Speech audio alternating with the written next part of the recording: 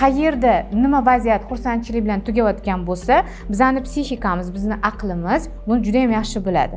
U sizni o'sha yerga olib borgisi keladi. Lekin siz turib shunaqangiz kelmadimi? O'sha paytda siz o'zingizni eshitayotgan bo'lasiz. Ya'ni siz tushunishni boshlaysiz. Aha, resurs berilmadimi? Men o'zimni hozir majburlab turib qilmayman buni. Chunki men unda kelajagimdan energiya olib qo'yaman.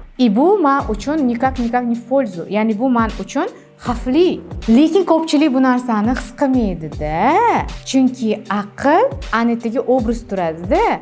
Sanda bor edi, unda yo'q edi, unda bor edi, sanda yo'q edi. Inson ko'pincha nimaga ketib qoladi? Ya'ni o'zini ichini, ovozini, resursini inobatga, energiyasini inobatga olmasdan turib, yolg'onda kasm obrazlarga ketib qoladi. Buni oqibatida shuning uchun u bu ishni oxirigacha qila olmaydi, charchaydi, как будто bu narsa unga yoqmayotgandek tuyuladi, как будто buni tashlab ketgisi kelayotgandek bo'ladi. O'sha paytda aslida o'ziga qaytib, ana shu xavotirini ishlash kerak.